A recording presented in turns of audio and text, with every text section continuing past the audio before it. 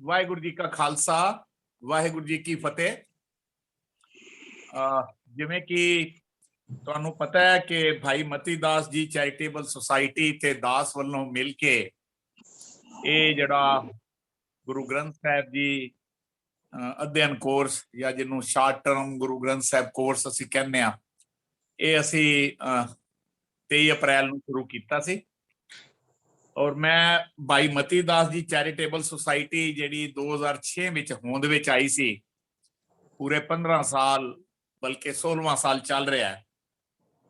ਔਰ ਜੋ ਸੇਵਾ ਔਰ ਜੋ ਇਹ ਚੈਰਿਟੀ ਇਹ ਕਰ ਰਹੇ ਨੇ, ਮੈਨੂੰ ਲੱਗਦਾ ਕਿ ਇਹ ਵੱਡੀਆਂ ਵੱਡੀਆਂ ਇੰਸਟੀਟਿਊਸ਼ਨਾਂ ਵੀ ਸ਼ਾਇਦ ਉਹ ਨਹੀਂ ਕਰ ਪਾ ਰਹੀਆਂ ਜੋ ਕੁਛ ਇਹ ਸੁਸਾਇਟੀ ਕਰ ਰਹੀ ਹੈ। ਔਰ ਇਸ ਸੁਸਾਇਟੀ ਦੇ ਜਿਹੜੇ ਮੈਂਟਰ ਨੇ ਉਹ ਭਾਈ ਗੁਰੂ ਇਕਬਾਲ ਸਿੰਘ ਜੀ, ਜਿਹੜੇ ਕਿ ਬੜੇ ਪ੍ਰਸਿੱਧ ਗੁਰੂ ਘਰ ਦੇ ਕੀਰਤਨੀਏ ਨੇ। ਪਿੱਛੇ ਜੇ ਉਹਨਾਂ ਨੂੰ ਬਿਮਾਰ ਰਹੇ ਬਹੁਤ। ਮੇਰੀ ਹੱਥ ਜੋੜ ਕੇ ਸਾਰਿਆਂ ਨੂੰ ਸਭ ਤੋਂ ਪਹਿਲੇ ਅੱਜ ਬੇਨਤੀ ਕਿ 5 ਵਾਰ ਅਸੀਂ ਮੂਲ ਮੰਤਰ ਕਰੀਏ ਉਹਨਾਂ ਦੀ ਦੇਹ ਅਰੋਗਤਾ ਲਈ, ਕਿ ਉਹ ਪੂਰਨ ਤੌਰ ਤੇ ਦੇਹ ਅਰੋਗ ਹੋ ਜਾਣ। ਕਿਉਂਕਿ ਸਾਡਾ ਅੱਜ ਦਾ ਵਿਸ਼ਾ ਇਹੀ ਹੈ ਕਿ hop, health and happiness.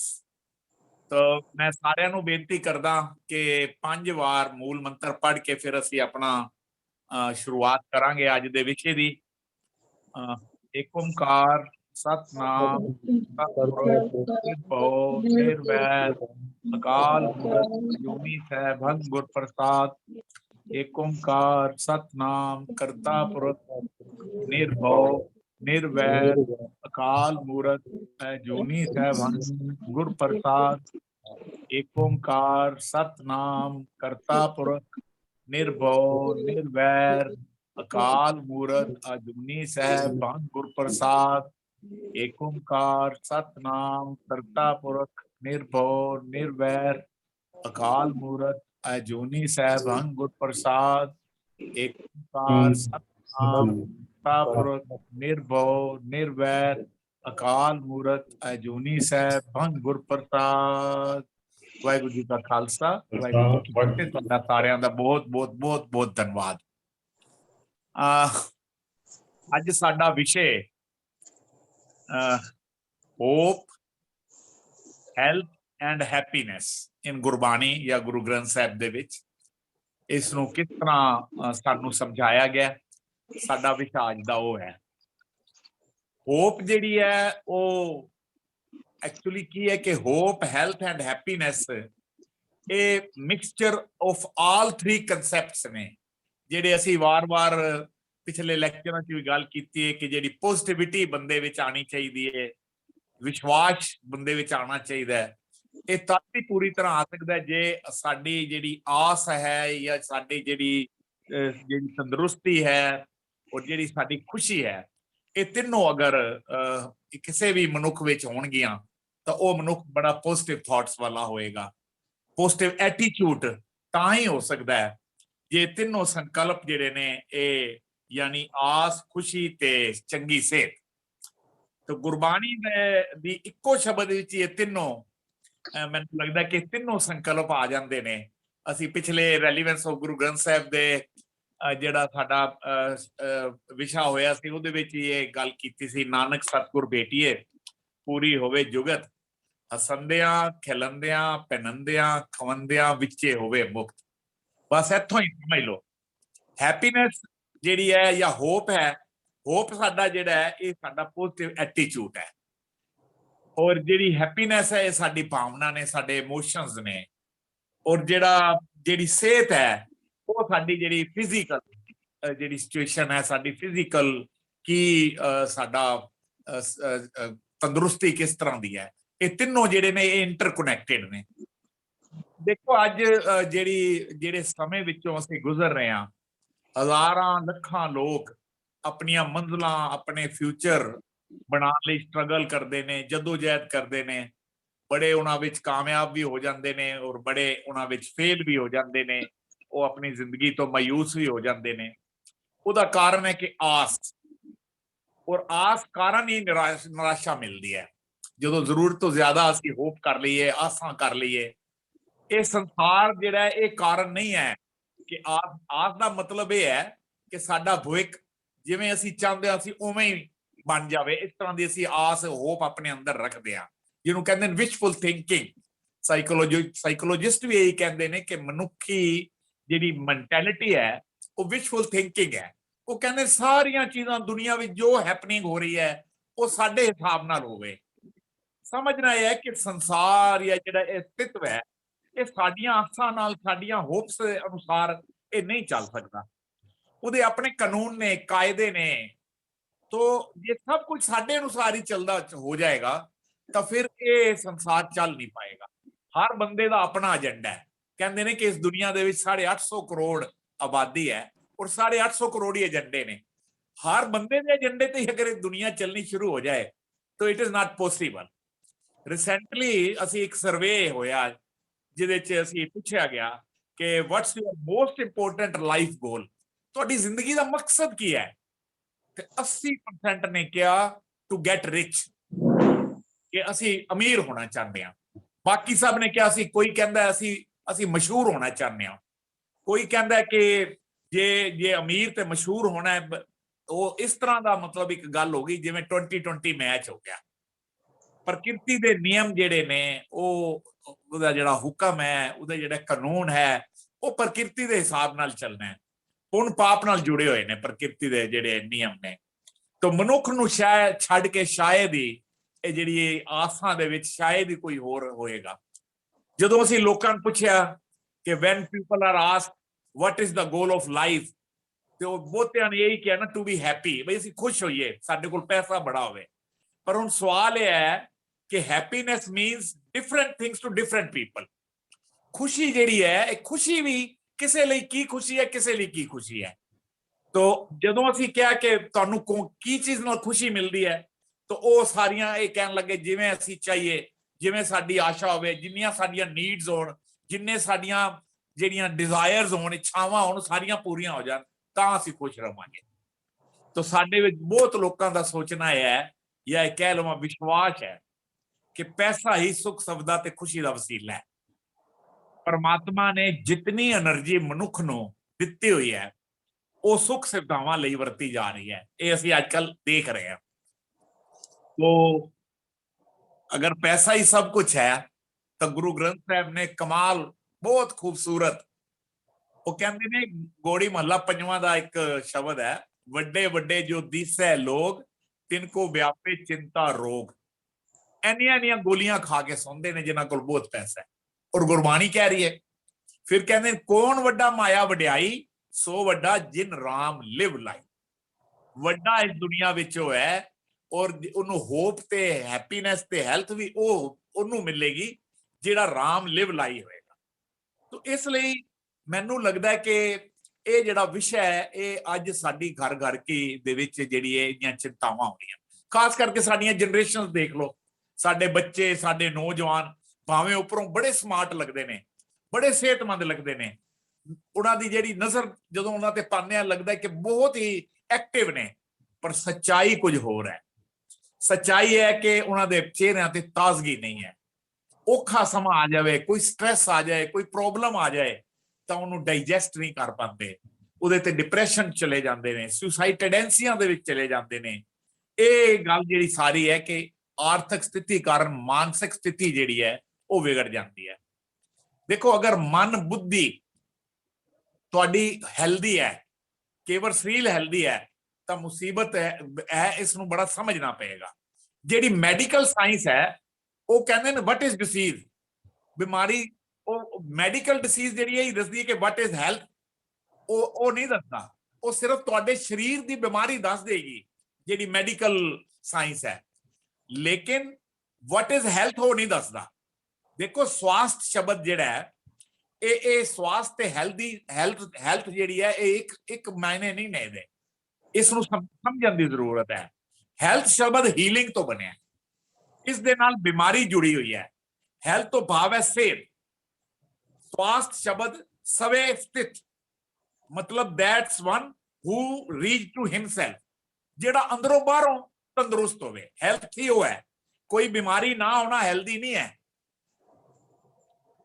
WHO world health organisation ने ਜਿਹੜੀ ਹੈਲਥ ਦੀ ਇੱਕ ਚੰਗਾ ਹੈਲਦੀ ਬੰਦਾ ਕਿਉਂ ਜਾਣਾ ਉਹਦੀ ਇੱਕ ਡੈਫੀਨੇਸ਼ਨ ਦਿੱਤੀ ਹੈ। ਮੈਂ ਜ਼ਰੂਰ ਤੁਹਾਡੇ ਨਾਲ ਡੈਫੀਨੇਸ਼ਨ ਜਿਹੜੀ ਹੈ ਉਹ 2-4 ਮਿੰਟਾਂ 'ਚ ਗੱਲ ਉਹਦੀ ਕਰਾਂਗਾ। ਉਹ ਕਹਿੰਦੇ ਨੇ according to the constitution of the world health organisation health is a state of complete physical mental ਤੇ ਸੋਸ਼ਲ ਵੈਲਬੀਇੰਗ। ਦੇਖੋ ਹੈਲਦੀ ਉਹ ਹੈ ਜਿਹੜਾ ਸਰੀਰਕ ਤੌਰ ਤੇ ਵੀ ਤੰਦਰੁਸਤ ਹੋਵੇ, ਜਿਹੜਾ ਮਾਨਸਿਕ ਤੌਰ ਤੇ ਵੀ ਤੰਦਰੁਸਤ ਹੋਵੇ, ਜਿਹੜਾ ਸੋਸ਼ਲੀ ਸਮਾਜ ਵਿੱਚ ਵੀ ਹੱਸ ਖੇਡ ਕੇ ਹਰ ਇੱਕ ਨਾਲ ਵਿਚਰੇ। ਫਿਰ ਕਹਿੰਦੇ ਨੇ ਨਾਟ ਮੇਅਰਲੀ ਦਾ ਐਬਸੈਂਸ ਆਫ ਡਿਜ਼ੀਜ਼। ਇਹ ਨਹੀਂ ਹੈ ਕਿ ਤੁਹਾਨੂੰ ਕੋਈ ਬਿਮਾਰੀ ਨਹੀਂ ਹੈ ਤੇ ਤੁਸੀਂ ਹੈਲਦੀ ਹੋ ਨਾ। ਵਰਲਡ ਹੈਲਥ ਆਰਗੇਨਾਈਜੇਸ਼ਨ ਇਹ ਕਹਿ ਰਿਹਾ ਕਿ ਜਿਹੜਾ ਮੈਂਟਲੀ ਵੀ ਠੀਕ ਹੋਵੇ, ਜਿਹੜਾ ਸਰੀਰਕ ਤੌਰ ਤੇ ਵੀ ਠੀਕ ਹੋਵੇ, ਉਹ ਜਿਹੜਾ ਸਮਾਜਿਕ ਤੌਰ ਤੇ ਵੀ ਠੀਕ। ਫਿਰ ਨਾਲ ਹੋਰ ਕਹਿ ਰਹੇ ਨੇ all these aspects emotional physical social must function together। ਇਹ ਤਿੰਨੋਂ ਇਕੱਠੇ ਨਾਲ ਦੇ ਨਾਲ ਹੋਣੇ ਚਾਹੀਦੇ ਨੇ। ਇਹ ਨਹੀਂ ਕਿਸੇ ਦਾ ਮਾਨਸਿਕ ਠੀਕ ਹੈ ਤੇ ਹੈਲਥੀ ਸਰੀਰਕ ਬਿਮਾਰੀ ਨਹੀਂ ਹੈ, ਬਿਮਾਰੀ ਹੈ ਤਾਂ ਉਹ ਠੀਕ ਨਹੀਂ ਹੈ। ਇਹ ਤਿੰਨੋਂ ਇਕੱਠੇ ਹੋਣੇ ਚਾਹੀਦੇ ਤੇ ਨਾਲ ਫਿਰ ਸਭ ਤੋਂ ਬਾਅਦ कहता ਸਪਿਰਚੁਅਲਿਟੀ, ਅਧਿਆਤਮਕਤਾ, ਪਰਮਾਤਮਾ ਇਸ ਐਸੈਂਸ਼ੀਅਲ। ਉਹ ਪਰਮਾਤਮਾ ਦਾ ਜਿਹੜਾ ਅਹਿਸਾਸ ਹੈ, ਜਿਹੜਾ ਪਰਮਾਤਮਾ 'ਚ ਵਿਸ਼ਵਾਸ ਰੱਖਦਾ ਹੋਵੇ, ਉਹ ਵੀ ਬੜਾ ਜ਼ਰੂਰੀ ਹੈ। ਤਾਂ ਇੱਕ ਆਈਡੀਅਲ ਜ਼ਿੰਦਗੀ ਲਈ ਜੀਣ ਵਾਸਤੇ ਜਿਸਮ ਦਿਮਾਗ ਦਾ ਤੰਦਰੁਸਤ ਹੋਣਾ ਔਰ ਸਭ ਗੱਲਾਂ ਤੋਂ ਵਧੇਰਾ ਜਿਹੜਾ ਜ਼ਰੂਰੀ ਹੈ ਮਨ ਤੇ ਸਰੀਰ ਤੋਂ ਅਰੋਗ ਹੋਣਾ ਹੈ। ਅਮਰੀਕਾ ਦੇ ਡਾਕਟਰਾਂ ਨੇ ਐਕਸਪੈਰੀਮੈਂਟ ਕੀਤਾ, ਉਸ ਤੋਂ ਬਾਅਦ ਦੇਖਿਆ ਕਿ ਜਿਹੜੀ ਬਿਮਾਰੀ ਬੋਡੀ ਤੇ ਜ਼ਾਹਿਰ ਹੋਣ ਤੋਂ ਪਹਿਲਾਂ ਮਨ ਵਿੱਚ ਆ ਜਾਂਦੀ ਹੈ। ਮਨ ਦੇ ਜਿਹੜਾ ਮਾਨਸਿਕ ਤੌਰ ਤੇ ਬਿਮਾਰ ਹੋ ਜਾਂਦਾ ਉਹਦੇ ਸਰੀਰ ਤੇ ਵੀ ਬਿਮਾਰੀ ਆ ਜਾਂਦੀ ਹੈ। ਇਸ ਲਈ ਬਹੁਤ ਜ਼ਰੂਰੀ ਹੈ ਕਿ ਅਸੀਂ ਅੱਜ ਇਹ ਦੇਖੀਏ ਕਿ ਐਸੀਆਂ ਆਸ਼ਾਵਾਂ, ਐਸੀਆਂ ਹੋਪਸ ਦੁਨੀਆ ਤੋਂ ਨਾ ਰੱਖੀਏ ਕਿ ਜਿਹੜੀਆਂ ਨਾਮੁਮਕਿਨ ਹੋਣ। ਫਿਰ ਹੈਲਥ ਸਰੀਰਕ ਤੌਰ ਤੇ ਠੀਕ ਹੋਈਏ, ਮੈਂਟਲੀ ਮਾਨਸਿਕ ਤੌਰ ਤੇ ਠੀਕ ਹੋਈਏ ਔਰ ਰੱਬ ਦੇ ਵਿੱਚ ਵਿਸ਼ਵਾਸ ਵਾਲਾ ਜਿਹੜਾ ਪੋਜ਼ਿਟਿਵ ਐਟੀਟਿਊਡ ਵੀ ਹੋਵੇ। ਔਰ ਫਿਰ ਹੈਪੀਨੈਸ, ਫਿਰ ਅੰਦਰਲੀ ਜਿਹੜੀ ਖੁਸ਼ੀ ਹੈ, ਜਿਹੜੀ ਹੈਪੀਨੈਸ ਹੈ, ਫਿਰ ਜਿਹਨੂੰ ਕਹਿੰਦੇ ਅੰਦਰ ਦੀ ਪੀਸਫੁਲ ਹੈ, ਫਿਰ ਇਹ ਹੋਏਗੀ।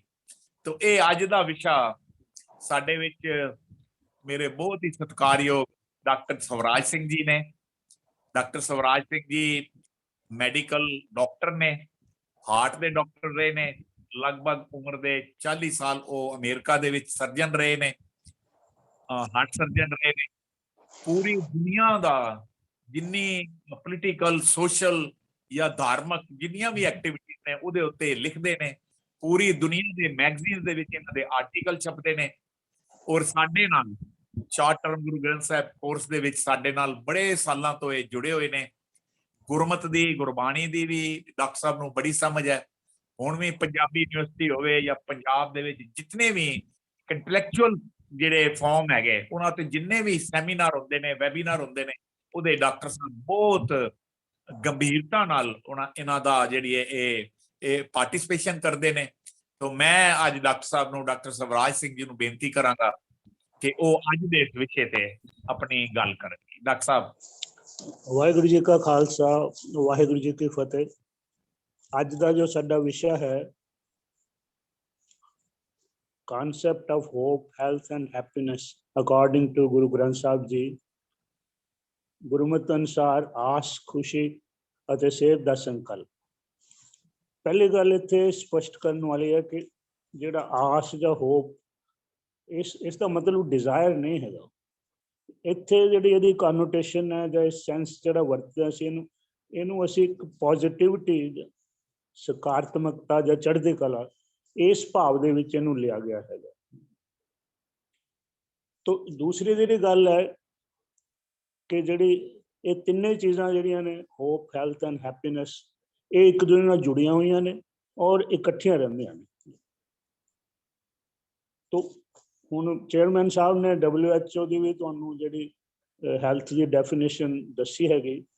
ਮੇਰੀ ਵੀ ਇੱਕ ਅੰਡਰਸਟੈਂਡਿੰਗ ਹੈਗੀ ਆਪਣੀ ਕਿ ਜੇ ਮੈਂ ਇਹਨੂੰ ਪਰਿਭਾਸ਼ਿਤ ਕਰਨਾ ਹੋਵੇ ਤਾਂ ਮੈਂ ਕਹਾਂਗਾ ਕਿ ਸਿਹਤ ਦੀ ਪਰਿਭਾਸ਼ਾ ਜਿਹੜੀ ਇੱਕ ਸੰਤੁਲਿਤ ਜੀਵਨ, ਜਿਸ ਵਿੱਚ ਜੀਵਨ ਦੇ ਵੱਖ-ਵੱਖ ਪੱਖਾਂ ਜਿਵੇਂ ਪਦਾਰਥਕ, ਜਿਹਨੂੰ ਜਿਸਮਾਨੀ, ਰੂਹਾਨੀ, ਸਮਾਜਿਕ, ਆਰਥਿਕ ਅਤੇ ਨੈਤਿਕ ਪੱਖਾਂ ਜੇ ਆਪਾਂ ਕਹੀਏ ਕਿ ਮੁੱਖ ਤੌਰ ਤੇ ਜਿਹੜਾ ਸੰਤੁਲਨ ਜਾਂ ਬੈਲੈਂਸ ਹੈ, ਇਹ ਜੀਵਨ ਦੇ ਰੂਹਾਨੀ ਤੇ ਜਿਹੜਾ ਹੈ ਪਦਾਰਥਕ ਜਾਂ ਮਟੀਰੀਅਲ ਤੇ ਸਪਿਰਿਚੁਅਲ ਜਿਹੜਾ ਹੈ, ਇਹਨਾਂ ਦੇ ਵਿੱਚ ਜਿਹੜਾ ਬੈਲੈਂਸ ਹੈਗਾ। ਤੇ ਜੇ ਆਪਾਂ ਅੰਗਰੇਜ਼ੀ 'ਚ ਕਹੀਏ ਕਿ health is a balanced state of different aspects of life: physical, spiritual, social, economical, and ethical aspects, but primarily between spiritual and material aspects of life. तो ਮੈਨੂੰ ਲੱਗਦਾ ਸ਼ਾਇਦ ਇਹ ਕਾਫੀ ਮਤਲਬ ਜਿਹੜਾ ਨੇੜੇ ਹੋਏਗੀ ਹੈਲਥ ਨੂੰ ਡਿਫਾਈਨ ਕਰਨ ਦੇ। तो ਇਹ ਜਿਹੜਾ ਇੱਕ ਸਮੁੱਚਤਾ ਵਾਲਾ ਜਿਹੜਾ ਸੰਕਲਪ ਹੈ, ਕੰਪਰੀਹੈਂਸਿਵ ਜਿਹੜਾ ਹੈਲਥ ਦਾ ਸੰਕਲਪ ਹੈ, ਇਹ ਸਾਨੂੰ ਗੁਰੂ ਗ੍ਰੰਥ ਸਾਹਿਬ ਦੇ ਵਿੱਚ ਮਿਲਦਾ ਹੈ ਕਿ ਨਾਨਕ ਸਤਿਗੁਰ ਭੇਟੀਏ ਪੂਰੀ ਹੋਵੇ, ਜੁਗਤ ਹਸੰਦਿਆਂ ਖਲੰਦਿਆਂ ਖਮਨ ਇਹਨਾਂ ਵਿੱਚੇ ਹੋਵੇ ਮੁਕਤ।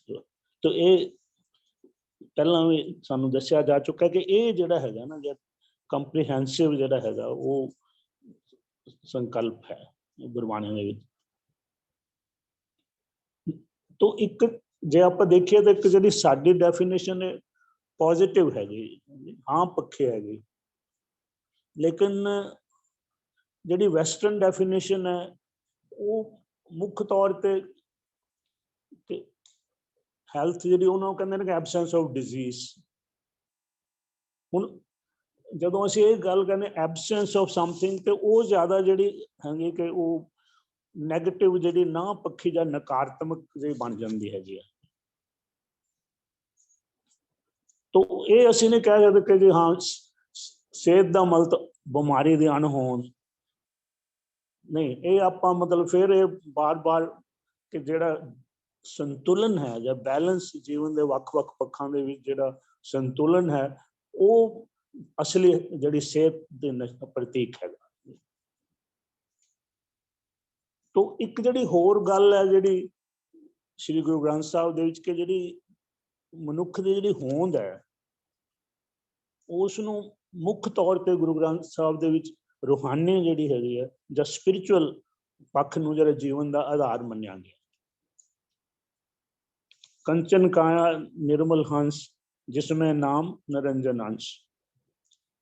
ਇਸੇ ਲਈ ਜਿਹੜਾ ਹੈਗਾ ਜਦੋਂ ਅਸੀਂ ਕਹਿੰਦੇ ਕਿ ਪ੍ਰਾਇਮਰੀਲੀ ਜਿਹੜੀ ਸਪਿਰਿਚੁਅਲ ਹੈ, ਤਾਂ ਫਿਰ ਉਹ ਜਿਹੜਾ ਆਉਂਦਾ ਹੈ ਕਿ ਸਰਬ ਰੋਗ ਕਾ ਔਖਦ ਨਾਮ। ਕਿਉਂਕਿ ਹੁਣ ਮਨੁੱਖ ਨੂੰ ਜਿਹੜਾ ਸਭ ਤੋਂ ਵੱਡਾ ਰੋਗ ਹੈ ਉਹ ਹਉਮੈ ਦਾ ਹੈ। ਤੋ ਇਸੇ ਕਰਕੇ ਗੁਰਬਾਣੀ ਚਾਹੁੰਦਾ ਖੁਦ ਹੀ ਮਿਟੀ ਤਬ ਸੁਖ ਪਏ ਮਨ ਤਨ ਪਏ ਰੋਗ। ਤੋ ਜੇ ਇਹ ਜਿਹੜਾ ਹੈ ਸਭ ਤੋਂ ਸਪਿਰਿਚੁਅਲਿਟੀ ਦਾ ਜਿਹੜਾ ਹੈਲਥ ਨਾਲ ਬਹੁਤ ਵੱਡਾ ਜਿਹੜਾ ਸੰਬੰਧ ਹੈ। ਤੋ ਅਸੀਂ ਅਮਰੀਕਾ ਦੇ ਵਿੱਚ ਮੇਰੇ ਬੱਚੇ ਵੀ ਤੇ ਅਸੀਂ ਵੀ ਇਹ ਬੜੀ ਜਗ੍ਹਾ ਤੇ ਅਸੀਂ ਸਪਿਰਿਚੁਅਲਿਟੀ ਐਂਡ ਹੈਲਥ ਦਾ ਜਿਹੜਾ ਵਿਸ਼ਾ ਇਨ ਕੰਟੈਕਸਟ ਆਫ ਸ੍ਰੀ ਗੁਰੂ ਗ੍ਰੰਥ ਸਾਹਿਬ ਕਾਫੀ ਜਗ੍ਹਾ ਤੇ ਲੈਕਚਰ ਦਿੰਦੇ ਸੀਗੇ। ਮੇਰੇ ਬੱਚੇ ਜਿਹੜੀ ਸੀ ਉਸ ਵੇਲੇ ਕੀਰਤਨ ਕਰਦੇ ਸੀ, ਅਸੀਂ ਉਹ ਕੋਈ ਗੁਰਬਾਣੀ ਦੇ ਵਿੱਚੋਂ ਇਸ ਤਰ੍ਹਾਂ ਕੋਈ ਤੇ ਮੈਂ ਉਹਨਾਂ ਦੀ ਜਿਹੜਾ ਵਿਆਖਿਆ ਕਰਦਾ ਸੀ। ਤਾਂ ਅਸੀਂ ਇੱਕ ਟੀਮ ਬਣੀ ਹੋਈ ਸੀਗੀ। ਤੋ ਕਾਫੀ ਅੱਛਾ ਲੋਕਾਂ ਨੂੰ ਉੱਥੇ ਲੱਗਦਾ ਸੀ ਕਿ ਸਪਿਰਿਚੁਅਲਿਟੀ ਐਂਡ ਹੈਲਥ ਦਾ ਜਿਹੜਾ ਕਾਨਸੈਪਟ ਹੈਗਾ। ਤੋ ਸ਼੍ਰੀ ਗੁਰੂ ਗ੍ਰੰਥ ਸਾਹਿਬ ਦੇ ਵਿੱਚ ਜਿਹੜੇ ਜੀਵਨ ਦੇ ਜਿਹੜੇ ਚਾਰ ਪੱਖ ਜਿਹੜੇ ਨੇ, ਮਤਲਬ ਮੁੱਖ ਜਿਹੜੇ ਪੱਖ ਨੇ, ਧਰਮ ਅਰਥ ਕਾਮ ਤੇ ਮੋਕਸ਼, ਜਿਹੜੇ ਸਾਰਿਆਂ ਦੀ ਜਿਹੜੀ ਇਹਨੂੰ ਚਾਰ ਪਦਾਰਥ ਕਿਹਾ ਗਿਆ ਹੈ। ਤੋ ਇਹਨਾਂ ਵਿੱਚ ਜਿਹੜੇ ਹੈਗੇ ਨੇ ਦੋ ਜਿਹੜੇ ਨੇ ਅਰਥ ਤੇ ਕਾਮ ਜਿਹੜੇ ਨੇ, ਇਹਨਾਂ ਦਾ ਸੰਬੰਧ ਜਿਹੜਾ ਹੈ ਮਟੀਰੀਅਲ ਜਿਹੜਾ ਹੈ ਪਦਾਰਥਿਕ ਹੈ, ਜ਼ਾਹਰ ਹੈ ਕਿ ਇਹਨੂੰ ਕਿਰਿਆ ਕਹਿ ਸਕਦੇ ਹਾਂ ਆਪਾਂ, ਜਿਹੜੇ ਸਾਨੂੰ ਇਸ ਪਦਾਰਥ ਨਾਲ ਜਾਂ ਦੁਨੀਆ ਨਾਲ ਜੋੜਦੇ ਆ।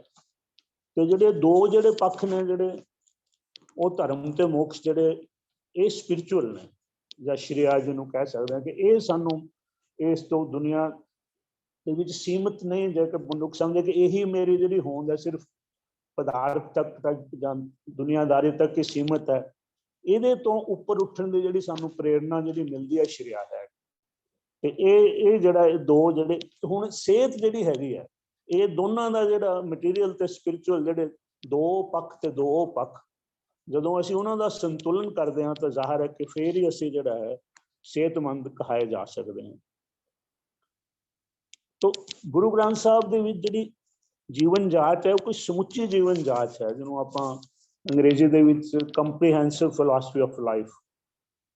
तो ਜਿਹੜਾ ਸਿਹਤ ਤੇ ਖੁਸ਼ੀ ਜਿਹੜੀ ਹੈ ਉਹਦੇ ਲਈ ਜਿਹੜੀ ਸਭ ਤੋਂ ਵੱਡੀ ਜਿਹੜੀ ਰਿਕੁਆਇਰਮੈਂਟ ਹੈ ਜਾਂ ਜ਼ਰੂਰਤ ਹੈ ਉਹ ਹੈ ਸੁਚੱਜੇ ਜੀਵਨ ਢੰਗ ਦੀ, ਜਿਹਨੂੰ ਆਪਾਂ ਅੰਗਰੇਜ਼ੀ 'ਚ ਕਹਿ ਸਕਦੇ ਹਾਂ ਹੈਲਦੀ ਲਾਈਫ ਸਟਾਈਲ। ਇਹ ਚੀਜ਼ ਜਿਹੜੀ ਹੈ ਸਭ ਤੋਂ ਜ਼ਰੂਰੀ ਹੈ। ਹੁਣ ਇਹੀ ਜਿਹੜੀ ਹੈਗੀ ਕਿ ਅੱਜ ਜਿਹੜੀ ਹੈਗੀ ਸਾਡੀ ਮੁੱਖ ਸਮੱਸਿਆ ਹੈਗੀ ਕਿ ਬਹੁਤ ਸਾਰਾ ਜਿਹੜਾ ਸਾਡਾ ਵੈਸਟਰਨ ਮੈਡੀਸਨ ਜਾਂ ਐਲੋਪੈਥਿਕ ਮੈਡੀਸਨ ਹੈ ਉਹਦੇ 'ਚ ਜਿਹੜੀ ਇਹਦੇ ਤੇ ਜ਼ੋਰ ਨਹੀਂ ਦਿੱਤਾ ਜਾ ਰਿਹਾ। ਅਸੀਂ ਦਵਾਈਆਂ ਤੇ ਜ਼ਿਆਦਾ ਜ਼ੋਰ ਦੇ ਰਹੇ ਹਾਂ, ਲੇਕਿਨ ਜਿਹੜਾ ਹੈਲਦੀ ਲਾਈਫ ਸਟਾਈਲ ਹੈ ਉਹਦੇ ਤੇ ਸਾਡਾ ਤੁਲਨਾਤਮਕ ਤੌਰ ਤੇ ਜਾਂ ਕੰਪੈਰੀਟਿਵਲੀ ਬਹੁਤ ਘੱਟ ਜ਼ੋਰ ਹੈ, ਤੇ ਉਹਦੇ ਕਰਕੇ ਬਹੁਤ ਸਾਰੇ ਜਿਹੜੀਆਂ ਸਮੱਸਿਆਵਾਂ ਜਿਹੜੀਆਂ ਨੇ ਪੈਦਾ ਹੋ ਰਹੀਆਂ ਨੇ ਹੈਲਥ ਨਾਲ ਰਿਲੇਟਡ ਜਿਹੜੀਆਂ। ਤੋ ਇਹ ਜਿਹੜਾ ਹੈਲਦੀ ਲਾਈਫ ਸਟਾਈਲ ਹੈ ਇਹਦੇ ਵਿੱਚ ਇਹ ਜਿਹੜੀਆਂ ਚੀਜ਼ਾਂ ਨੇ ਸਬਰ, ਸੰਤੋਖ ਅਤੇ ਸੰਜਮ, ਇਹ ਜਿਹੜੇ ਗੁਣ ਨੇ ਇਹ ਬਹੁਤ ਜ਼ਰੂਰੀ ਨੇ। ਤੋ ਇਹੀ ਜਿਹੜੇ ਨੇ ਅਸਲ ਦੇ ਵਿੱਚ ਜਿਹੜੇ ਨੇ ਸਾਨੂੰ ਸਿਹਤਮੰਦ ਰੱਖਦੇ ਨੇ ਜਿਹੜੇ ਇਹ ਚੀਜ਼ਾਂ ਜਿਹੜੀਆਂ ਸਬਰ, ਸੰਤੋਖ ਤੇ ਸੰਜਮ। ਤੋ ਗੁਰਬਾਣੀ ਕਹਿੰਦੀ ਹੈ ਕਿ ਬਿਨਾਂ ਸੰਤੋਖ ਨਹੀਂ ਕੋ ਰਾਜੇ, ਸੁਪਨ ਮਨੋਰਥ ਬਿਰਥੇ ਸਭ ਕਾਜੇ। ਜੇ ਲਾਈਫ ਦੇ ਵਿੱਚ ਜੇ ਤੁਹਾਨੂੰ ਸੰਤੋਖ ਨਹੀਂ ਹੈਗਾ ਤੇ ਫਿਰ ਤੁਹਾਡੇ ਜਿਹੜੇ ਜਿਸ ਤਰ੍ਹਾਂ ਇੱਕ ਤਰ੍ਹਾਂ ਬਾਕੀ ਸਭ ਵਿਅਰਥ ਹੈ, ਫਿਰ ਸਾਰੇ ਮਨੋਰਥ ਜਿਹੜੇ ਨੇ ਉਹ। ਤੋ ਜ਼ਾਹਰ ਹੈ ਕਿ ਇਸ ਨੂੰ ਜਿਹੜਾ ਸਭ ਤੋਂ ਜ਼ਿਆਦਾ ਇੰਪੋਰਟੈਂਟ ਜਿਹੜਾ ਮੰਨਿਆ ਗਿਆ ਹੈਗਾ ਸੰਤੋਖ ਨੂੰ। ਹੁਣ ਇੱਕ ਗੱਲ ਇੱਥੇ ਆ ਜਾਂਦੀ ਹੈ ਕਿ ਸੰਤੋਖ ਜਿਹੜਾ ਹੈਗਾ, ਮੈਂ ਇਹਨੂੰ ਕਹਿੰਦਾ ਕੰਟੈਂਟਮੈਂਟ ਜਿਹੜੀ ਹੈ ਸੰਤੋਖ ਜਿਹੜਾ ਤੇ ਸੰਤੁਸ਼ਟਤਾ ਜਿਹੜੀ ਹੈਗੀ ਆ ਉਹਨੂੰ ਮੈਂ ਸੈਟਿਸਫੈਕਸ਼ਨ ਜਿਹੜਾ ਕਹਿੰਦਾ। ਤਾਂ ਹੁਣ ਫਰਕ ਇਹ ਦੋਨੋਂ ਇੱਕੋ ਚੀਜ਼ ਨਹੀਂ ਹੈਗੀ। ਠੀਕ ਹੈ, ਕੰਟੈਂਟਮੈਂਟ ਦੇ ਵਿੱਚ ਵੀ ਸੰਤੁਸ਼ਟ ਹੋਣ ਦੀ ਉਹ ਵੀ ਇੱਕ ਐਲੀਮੈਂਟ ਹੈਗਾ, ਪਰ ਉਹਦੇ ਨਾਲ ਜਿਹੜਾ ਸੰਤੋਖ ਹੈਗਾ ਜਿਹੜਾ ਉਹਦੇ ਵਿੱਚ ਦੋ ਚੀਜ਼ਾਂ ਹੋਰ ਆ ਜਾਂਦੀਆਂ, ਉਹਦੇ 'ਚ ਸਬਰ ਵੀ ਤੇ ਸੰਜਮ ਵੀ। ਤੋ ਇਹ ਜਿਹੜੀ ਬਹੁਤ ਜਿਹੜੀ ਸਮਝਣ ਵਾਲੀ ਚੀਜ਼ ਹੈ ਕਿ ਜਿਹੜਾ ਸੰਜਮ ਜਿਹੜਾ ਹੈ ਉਹ ਬਹੁਤ ਜ਼ਰੂਰੀ ਹੈ। ਤੋ ਇਹ ਅਲਪਹਾਰ ਜਾਂ ਸੁਲਪ ਸੀ ਨਿੰਦਰਾ ਜਿਹੜੀ ਤੇ ਗੁਰਬਾਣੀ ਵਿੱਚ ਕਹਿੰਦਾ ਖੰਡਤ ਨਿੰਦਰਾ ਅਲਪਹਾਰਨ ਨਾਨਕ ਤਤ ਵਿਚਾਰੋ। ਜਿਹੜਾ sleep little and eat little, ਉਹ Nanak this is the essence of wisdom। ਜੇ ਅਸੀਂ ਮਤਲਬ ਸਿਆਣਪ ਦਾ ਤੱਤ ਜਿਹੜਾ ਹੈ ਉਹ ਇਹੀ ਹੈ ਕਿ ਜਿਹੜਾ ਸੰਜਮ ਜਿਹੜਾ ਹੈਗਾ। ਹੁਣ ਸਭ ਤੋਂ ਅਗਰ ਇਹ ਕਹਿ ਦਈਏ ਕਿ ਮੇਰਾ ਵੀ ਬੜਾ ਜਿਸ ਤਰ੍ਹਾਂ ਦੱਸਿਆ ਕਿ ਲੰਬਾ ਸਮਾਂ ਜਿਹੜਾ ਇਸ ਡਾਕਟਰੀ ਦੇ ਖੇਤਰ 'ਚ ਵੀ ਮੈਂ ਮੈਡੀਕਲ ਪ੍ਰੈਕਟਿਸ ਵੀ ਕੀਤੀ ਹੈ, ਤੇ ਮੈਂ ਇਹ ਕਹਾਂਗਾ ਕਿ ਸਭ ਤੋਂ ਵੱਡਾ ਜੇ ਰਿਸ਼ਤਾ ਸਿਹਤ ਦਾ ਹੈਗਾ ਤਾਂ ਸੰਜਮ ਦੇ ਨਾਲ। ਹੁਣ ਅਸੀਂ ਇਹ ਕਹਿੰਦੇ ਕਿ ਸੰਜਮ ਦਾ ਮਤਲਬ ਕੀ ਹੈ, ਤਾਂ ਇਹਦਾ ਜਿਹੜਾ ਹੈ ਅਰਥ ਹੈ ਕਿ ਇੰਦਰੀਆਂ ਤੇ ਵਿਕਾਰਾਂ ਤੇ ਕਾਬੂ ਪਾਉਣਾ। ਹੁਣ ਇਹ ਅਸੀਂ ਇਹ ਸਮਝਣਾ ਹੈ ਕਿ ਮਨੁੱਖ ਦੇ ਵਿੱਚ ਜਿਹੜੇ ਦੋ ਤਰ੍ਹਾਂ ਦੇ ਸੈਂਟਰ ਨੇ, ਇੱਕ ਜਿਹੜਾ ਹੈ ਜੇ ਆਪਾਂ ਉਹਨਾਂ ਨੂੰ ਥੱਲੜੇ ਕੇਂਦਰ ਕਹਿ ਲਈਏ, ਅੰਗਰੇਜ਼ੀ 'ਚ ਵੀ ਲੋਅਰ ਸੈਂਟਰਸ ਕਹਿ ਲਈਏ, ਇਹਨਾਂ ਨੂੰ ਆਪਾਂ ਬੇਸਿਕ ਇਨਸਟਿੰਕਟਸ ਜਾਂ ਪੰਜਾਬੀ 'ਚ ਆਪਾਂ ਕਹਿ ਸਕਦੇ ਹਾਂ ਮੂਲ ਪ੍ਰਵਿਰਤੀਆਂ। ਹੁਣ ਇਹ ਵੀ ਪ੍ਰਮਾਤਮਾ ਨੇ ਸਾਡੇ ਅੰਦਰ ਰੱਖੇ ਨੇ, ਤੇ ਇਹਨਾਂ ਦਾ ਜਿਹੜਾ ਮੰਤਵ ਹੈ ਜਾਂ ਪਰਪਸ ਹੈ ਇਹ ਸਾਡੀ ਬਾਇਓਲੋਜੀਕਲ ਜਿਹੜੀ ਐਗਜ਼ਿਸਟੈਂਸ ਹੈ ਉਹਨੂੰ ਮਤਲਬ ਸਿਕਿਉਰ ਕਰਦੇ ਨੇ ਜਿਹੜੀ। ਤੋ ਲੇਕਿਨ ਸਾਡੇ ਵਿੱਚ ਪ੍ਰਮਾਤਮਾ ਨੇ ਜਿਹੜੀ ਹੈ ਉੱਪਰਲੇ ਕੇਂਦਰ ਵੀ ਦਿੱਤੇ ਨੇ ਜਿਨ੍ਹਾਂ ਦਾ ਸੰਬੰਧ ਚੇਤਨਾ ਨਾਲ ਹੈ, ਜਿਹਨੂੰ ਹਾਇਰ ਸੈਂਟਰਸ ਆਪਾਂ ਕਹਿ ਸਕਦੇ ਹਾਂ। ਤੋ ਮਨੁੱਖ ਦੇ ਵਿੱਚ ਦੋਨੋਂ ਹੀ ਚੀਜ਼ਾਂ ਹੈਗੀਆਂ, ਉਹਦੇ 'ਚ ਲੋਅਰ ਸੈਂਟਰਸ ਵੀ ਨੇ, ਬੇਸਿਕ ਇਨਸਟਿੰਕਟਸ ਜਿਹਨੂੰ ਆਪਾਂ ਕਹਿੰਦੇ ਹਾਂ, ਔਰ ਫਿਰ ਜਿਹੜਾ ਅਵੇਅਰਨੈਸ ਜਿਹੜੀ ਹੈਗੀ ਆ ਉਹ ਜਿਹੜੀ ਚੇਤਨਾ ਜਿਹੜੀ ਕਾਸਮਿਕ ਅਵੇਅਰਨੈਸ ਦਾ ਯੂਨੀਵਰਸਲ ਕੌਨਸ਼ੀਅਸਨੈਸ, ਜਿਹਦਾ ਚੇਤਨਾ ਦਾ ਸਭ ਤੋਂ ਵੱਡਾ ਪੱਧਰ ਬ੍ਰਹਿਮੰਡੀ ਚੇਤਨਾ ਜਿਹਨੂੰ ਕਾਸਮਿਕ ਅਵੇਅਰਨੈਸ ਦਾ ਯੂਨੀਵਰਸਲ ਕੌਨਸ਼ੀਅਸਨੈਸ ਕਹਿ ਸਕਦੇ ਹਾਂ। ਤੋ ਇਹ ਦੋਨੋਂ ਚੀਜ਼ਾਂ ਜਿਹੜੀਆਂ ਮਨੁੱਖ ਦੇ ਅੰਦਰ ਜਿਹੜੀਆਂ ਹੈਗੀਆਂ, ਤੋ ਲੋਅਰ ਸੈਂਟਰਸ ਨੂੰ ਹਾਇਰ ਸੈਂਟਰਸ ਨਾਲ ਕੰਟਰੋਲ ਕਰਨਾ ਜਿਹੜਾ ਹੈ ਇਹੀ ਸੰਜਮ ਹੈ। ਤੇ ਜਿਸ ਤਰ੍ਹਾਂ ਮੈਂ ਕਿਹਾ ਕਿ ਸੰਜਮ ਹੀ ਸਭ ਤੋਂ ਜਿਹੜਾ ਜ਼ਰੂਰੀ ਪੱਖ ਹੈ, ਜਿਹੜਾ ਆਸਪੈਕਟ ਹੈਗਾ ਜਿਹੜਾ ਹੈਲਥ ਨਾਲ ਰਿਲੇਟਡ ਹੈ। ਤੋ ਗੁਰਬਾਣੀ ਸਾਨੂੰ ਇਹ ਪ੍ਰੇਰਣਾ ਦਿੰਦੀ ਕਿ ਜਦੋਂ ਸੰਜਮ ਛੱਡਦੇ ਹਾਂ ਤੇ ਫਿਰ ਜਿਹੜਾ ਹੈਗਾ ਅਸੀਂ ਸਿਹਤਮੰਦ ਨਹੀਂ ਰਹਿ ਸਕਦੇ। ਤੋ ਫਿੱਟ ਹੋਇਆ ਜੀਵਿਆ ਜਿਤ ਖਾਏ ਵਧਾਇਆ ਪੇਟ। ਤੋ ਜੇ ਅਸੀਂ ਲੋੜ ਨਾਲੋਂ ਜ਼ਿਆਦਾ ਖਾਂਦੇ ਹਾਂ ਜਾਂ ਸਾਡੀ ਇੱਧਰ ਰੁਚੀ ਹੈ ਤਾਂ ਫਿਰ ਜਿਹੜੀ ਹੈਗੀ ਉਸ ਜੀਵਨ ਨੂੰ ਗੁਰਬਾਣੀ ਕਹਿੰਦੀ ਹੈ ਤਿਰਕਾਰ ਹੈ। ਤੇ ਜੇ ਅਸੀਂ ਸੰਜਮ ਨਹੀਂ ਰੱਖਦੇ ਹੋ ਦੂਸਰੇ ਵੀ ਤੇ ਕਾਮ ਕ੍ਰੋਧ ਉਹਨੂੰ ਵੀ ਨਹੀਂ ਸੰਜਮ ਚ ਰੱਖਦੇ ਤੇ ਫਿਰ ਕਿ ਕਾਮ ਕ੍ਰੋਧ ਕਾਇਆ ਕੋ ਗਾਲੇ ਜਿਉਂ ਕੰਚਨ ਸੁਹਾਗਾ ਢਾਲੇ। ਜਿਸ ਤਰ੍ਹਾਂ ਸੁਹਾਗਾ ਜਿਹੜਾ ਉਹ ਸੋਨੇ ਨੂੰ ਢਾਲਦਾ, ਇਸ ਤਰ੍ਹਾਂ ਹੀ ਜਿਹੜਾ ਇਹ ਜਿਹੜੇ ਜੇ ਅਸੀਂ ਕਾਮ ਜਾਂ ਕ੍ਰੋਧ ਨੂੰ ਸੰਜਮ ਦੇ ਵਿੱਚ ਨਹੀਂ ਰੱਖਾਂਗੇ ਤਾਂ ਇਹ ਵੀ ਮਨੁੱਖੀ ਸਰੀਰ ਨੂੰ ਗਾਲ ਦੇਣਗੇ। ਇਹ ਅਸੀਂ ਇਸ ਤਰ੍ਹਾਂ ਦਾ ਜਿਹੜਾ ਜੀਵਨ ਹੈ ਉਹਨੂੰ ਗੁਰਬਾਣੀ ਜਿਹੜਾ ਘਰ ਘਰ ਖਾਇਆ ਪਿੰਡ ਵਧਾਇਆ ਵੀ ਜੇ ਜੀਵਨ ਦਾ ਇਹੀ ਮਨੋਰਥ ਹੈ ਵੀ ਜਿੱਥੋਂ ਵੀ ਤੁਹਾਨੂੰ ਖਾਣ ਨੂੰ ਮਿਲੇ ਔਰ ਖਾਈ ਜਾਓ ਤੇ ਫਿਰ ਆਪਣਾ ਸਰੀਰ ਵਧਾਈ ਜਾਓ, ਤਾਂ ਉਹ ਉਸ ਨੂੰ ਵੀ ਗੁਰਬਾਣੀ ਜਿਹੜੀ ਹੈ ਉਸ ਨੂੰ ਕਹਿੰਦੀ ਵੀ ਇਹ ਵੀ ਮਨੁੱਖ ਦਾ ਜਿਹੜਾ ਠੀਕ ਨਹੀਂ ਹੈ ਜੇ ਉਸ ਦਾ ਜਿਹੜਾ ਐਟੀਟਿਊਡ ਲਾਈਫ ਵੱਲ ਜੇ ਇਸੇ ਲਈ ਜੀਣਾ ਹੈ ਵੀ ਖਾਣ ਦੇ ਵਿੱਚ ਜਿਹੜੀ ਸਾਡੀ ਜ਼ਿਆਦਾ ਰੁਚੀ ਹੈ। ਤੋ ਬਾਬਾ ਹੋਰ ਖਾਣਾ ਖੁਸ਼ੀ ਖਵਾਰ ਜਿਤ ਖਾਦੇ ਤਨ ਪੀੜੀਏ ਮਨ ਮੈਂ ਚੱਲੇ ਵਿਕਾਰ। ਤੋ ਜੇ ਜਿਹੜਾ ਖਾਣਾ ਇਹ ਹੈ ਜਿਹੜਾ ਸੰਜਮ ਤੋਂ ਬਿਨਾਂ ਖਾਣਾ ਹੈਗਾ ਤਾਂ ਉਹਦੇ ਨਾਲ ਫਿਰ ਗੁਰਬਾਣੀ ਸਾਨੂੰ ਇਹ ਦੱਸ ਰਿਹਾ ਕਿ ਉਹਦੇ ਨਾਲ ਜਿਹੜੇ ਤਨ ਪੀੜੀਏ ਕਿ ਜਿਹੜਾ ਸਰੀਰਕ ਵੀ ਸਾਨੂੰ ਜਿਹੜੇ ਆ ਡਿਫਿਕਲਟੀਜ਼ ਮੁਸ਼ਕਲਾਂ ਆਉਣਗੀਆਂ ਤੇ ਮਨ ਦੇ ਵਿੱਚ ਵੀ ਸਾਡੇ ਫਿਰ ਵਿਕਾਰ ਪੈਦਾ ਹੋਣਗੇ। ਤੋ ਜ਼ਾਹਰ ਹੈ ਕਿ ਜਿਹੜਾ ਖਾਣਾ ਜਿਹੜਾ ਹੈਗਾ ਇਸ ਤੇ ਵੀ ਗੁਰਬਾਣੀ ਬਹੁਤ ਜਿਹੜਾ ਹੈ ਜ਼ੋਰ ਦੇ ਰਹੀ ਹੈ ਕਿ ਇਹ ਲੋੜ ਤੋਂ ਵੱਧ ਜਾਂ ਖਾਣਾ ਜਾਂ ਸੰਜਮ ਖਾਣ ਦੇ ਵਿੱਚ ਨਾ ਹੋਣ ਨਾਲ ਵੀ ਬਹੁਤ ਸਾਰੀਆਂ ਸਮੱਸਿਆਵਾਂ ਜਿਹੜੀਆਂ ਉਪਜਦੀਆਂ। ਹੋਰ ਬਹੁਤ ਹੀ ਵਧੀਆ ਕਾਨਸੈਪਟ ਜਿਹੜਾ ਗੁਰਬਾਣੀ ਦੇ ਵਿੱਚ ਹੈਗਾ ਕਿ ਸੰਜਮ ਦੇ ਨਾਲ ਜਿਹੜਾ ਹੈਗਾ ਨੈਗੇਟਿਵ એનર્ਜੀ ਨੂੰ ਅਸੀਂ ਪੋਜ਼ਿਟਿਵ એનર્ਜੀ ਦੇ ਵਿੱਚ ਜਿਹੜਾ ਹੈ ਉਹ ਬਦਲ ਸਕਦੇ ਹਾਂ, ਟ੍ਰਾਂਸਫਾਰਮ ਕਰ ਸਕਦੇ ਹਾਂ ਨੈਗੇਟਿਵ એનર્ਜੀ ਨੂੰ ਪੋਜ਼ਿਟਿਵ ਦੇ ਵਿੱਚ। ਤੋ ਉਹ ਕਾਮ ਕ੍ਰੋਧ ਦੋਇ ਕਰੋ ਬਸੋਲੇ ਗੋਡੋ ਧਰਤੀ ਪਾਈ।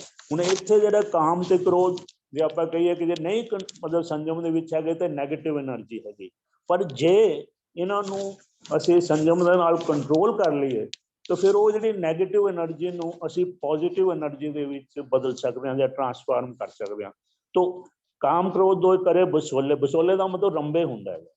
ਤੇ ਗੋਡੋ ਧਰਤੀ ਪਾਈ ਤੇ ਉਹਦੇ ਨੂੰ ਫਿਰ ਚੰਗੇ ਕੰਮ ਤੇ ਉਸ ਜਿਹੜੀ ਨੈਗੇਟਿਵ એનર્ਜੀ ਨੂੰ ਅਸੀਂ ਪੋਜ਼ਿਟਿਵ ਦੇ ਵਿੱਚ ਬਦਲ ਕੇ ਜਿਸ એનર્ਜੀ ਨੇ ਸਾਨੂੰ ਕਾਮ ਕ੍ਰੋਧ ਕਾਇਆ ਕੋ ਗਾਲੇ ਜਿਸ ਨੇ ਸਾਨੂੰ ਨੁਕਸਾਨ ਪਹੁੰਚਾਉਣਾ ਸੀਗਾ ਉਸ એનર્ਜੀ ਨੂੰ ਅਸੀਂ ਸੰਜਮ ਦੁਆਰਾ ਨੈਗੇਟਿਵ ਤੋਂ ਪੋਜ਼ਿਟਿਵ એનર્ਜੀ ਬਣਾ ਸਕਦੇ ਹਾਂ ਔਰ ਉਹਨੂੰ ਚੰਗੇ ਕੰਮ ਜਿੱਦਾਂ ਜਿਹੜਾ ਰੰਬਾ ਹੈ ਉਹ ਗੋਡੀ ਕਰਦਾ ਤੇ ਉਹ ਜ਼ਾਹਰ ਹੈ ਕਿ ਇੱਕ ਅੱਛਾ ਕੰਮ ਕਰ ਰਿਹਾ ਹੈਗਾ। ਤੋ ਇਹ ਜਿਹੜੀਆਂ ਨੈਗੇਟਿਵ એનર્ਜੀ ਜਿਹੜੀਆਂ ਪੋਜ਼ਿਟਿਵ એનર્ਜੀ ਦੇ ਨਾਲ ਅਸੀਂ ਜਿਹੜਾ ਉਹਨਾਂ ਨੂੰ ਅੱਛੇ ਕੰਮ ਲਾ ਸਕਦੇ ਹਾਂ।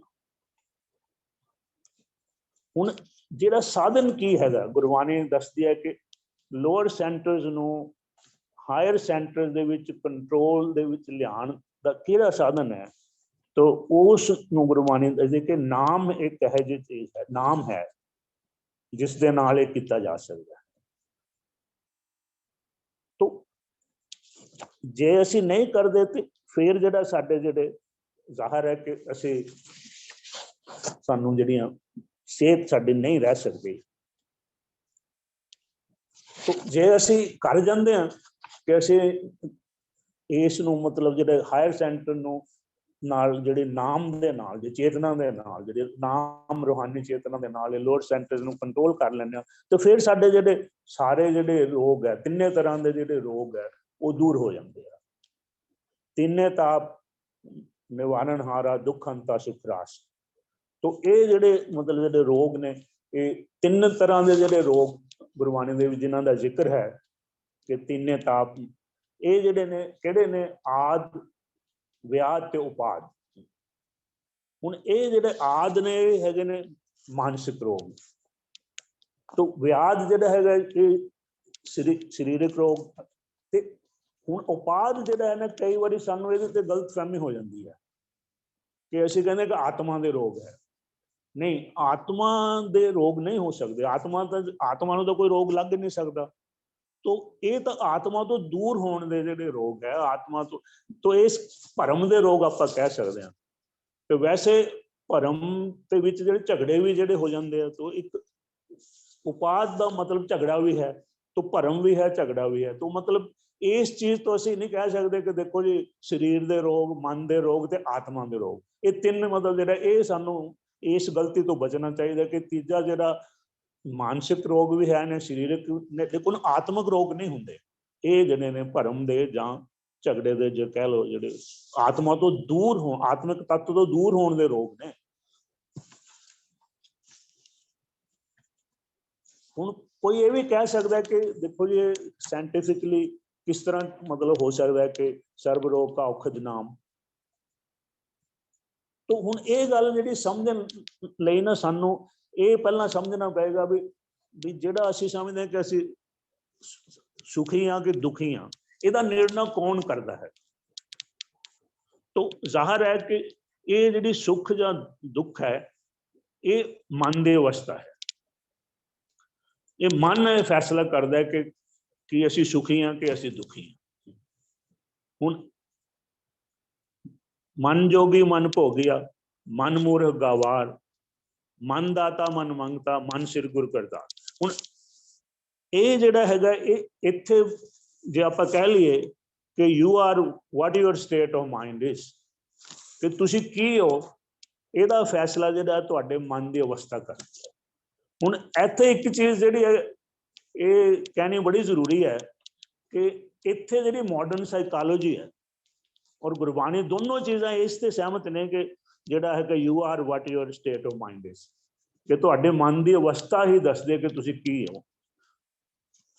तो फिर जदों जिहड़ा मन जागृत हो जाता है, हायर सेंटर द स्पिरिट तुहाडी जाग पैंदी है, तो फिर जिहड़ा हैगा तुहानूं कोई दुख लग ही नहीं सकता। गुरबाणी ये कह रही है कि फिर ये जिहड़ा बंदा जिहड़ी आपां कह दी अंग्रेजी दे विच एक कि दुखां दा अंत हो जाता है, कि जिहड़ा बंदा पूरी तरह जिहड़ा है अपने मन नूं जागृत अवस्था जदों मन तो जो स्वरूप है अपना मूल पहचान के मन नूं पूरी तरह, जां असीं ये भी कह सकते हैं कि इन मन ते उन मन जिहड़ा है कि एक दुनियावी झमेलियां च फसिया होया मन, उन्होंने पूरी तरह जागृत मन बन जाता है। तो फिर ये आप कह सकते हैं कि ये स्टेट एंड ऑफ सफरिंग है। उत्थे उस स्टेज ते जाके सारे जिहड़ा दुखों का अंत हो जाता है। तो गुरबाणी अनुसार उत्थे फिर की हुंदा है जदों इस स्टेज ते बंदा आ जाता है कि जे सुख दे तो तुझे आराधी, दुख भी तुझे ते आई, जे भुख दे तो इत्थे राजा, दुख विच सुख मनाई। हुण ये कॉन्सैप्ट जिहड़ा हैगा घट्टो घट्ट मैनूं दुनिया के होर किसी फलसफे च नहीं मिलिया जो गुरबाणी इस लैवल ते जिहड़ा सुख ते दुख का जिहड़ा है कि जे जिहड़ा दुख दे विच भी सुख जिहड़ा मनाना, जब भुखा होया ते भुख दे विच भी रज्या होया महसूस करना जिहड़ा है, ये कॉन्सैप्ट जिहड़ा ये गुरबाणी का जिहड़ा मैं समझदा कि एक यूनीक है कि ये तो मैं कहांगा कि एंड ऑफ सफरिंग का ये है कि फिर सफरिंग ही नहीं, जब जिहड़ा बंदा पूर्ण तौर पर जिहदा मन जागृत है वो फिर उस तरह ही महसूस करेगा जिस तरह महसूस करना चाहता है। तो इस करके उन्होंने दुख जिहड़ा हैगा ये दुख सुख के चक्कर तो फिर जिहड़ा वो बिल्कुल बाहर है। तो फिर वो तो वही स्टेज हो गई कि तेरा किया मीठा लागे हर नाम पदार्थ नानक मांगे। तो साडे गुरु साहब ने इहदा प्रमाण दिता कि इन्ने जिहड़े तत्तियां तवियां ते बैठ के भी उन्होंने जिहड़ा ये शब्द उचारिया हैगा। तो ये है जिहड़ी मन की जिहड़ी अवस्था है, जो उस अवस्था ते फिर सारा कुछ ही तुहाडे लई जिहड़ा आनंद ही आनंद है, फिर दुख तो जिहड़ा उहदा उत्ते कोई जगह ही नहीं है। तो ये भी असीं सोचते भी जो कुछ फिर उस स्टेज दे विच असीं कहने हैं कि जो भी हो रहा है वो ठीक हो रहा है, वो जो मतलब जो क्योंकि जो करन वाला वो साडा मित्र है। तो इस मीत करे सोई हम माना, मीत के करतब कुशल समाना। तो जदों इस स्टेज पे पहुंच जाता है पूरा जागृत मन है, तो वो ये कहना कि जो भी करने वाला वो तो मेरा मित्र है, तो जो भी वो कर रहा है वो मेरे लिए चंगा कर रहा है। तो फिर उत्थे मतलब जिहड़ा सफरिंग हो ही नहीं सकती, फ्रस्ट्रेशन हो नहीं सकती, दुख हो नहीं सकते। तो ये एक मतलब जिहड़ा है ये भी एक संकल्प है जिहड़ा मैनूं लगदा है कि ये गुरबाणी सानूं ये प्रेरणा दे रही है। हुण एक होर जिहड़ा है कि असल दे विच जिहड़ा सेहतमंद बंदा वो है जिहड़ा नेचर दे नाल हारमोनी दे विच जीता है, कुदरत दे नाल जिहड़ा अनुकूल जिहड़ा जीवन है जिहड़ा ਉਹੀ असल दे विच सेहतमंद ते खुशहाल है। दूसरे पासे जे तुसी कुदरत नाल टकरा दी स्थिति चो तो फिर ना तुसी सेहतमंद हो सकते हो ना तुसी खुश रह सकते हो। तो हुण कि ये किद्दां मतलब जिहड़ा फैसला हुंदा है कि कुदरत नाल किस तरह जिहड़ी इकसुरता जां हारमनी है जां कुदरत नाल टकरा है, किहड़ी चीज़ जिहड़ी है ये निर्धारित करती है, डिटरमिन करती है। तो ये है कि जिहड़ा बंदा नीड्स दे नाल जिहड़ा लोड़ां लई जी रहा वो नेचर दे नाल हारमोनी कुदरत दे नाल इकसारता नाल इकसुरता दे नाल जिहड़ा है जी रहा है।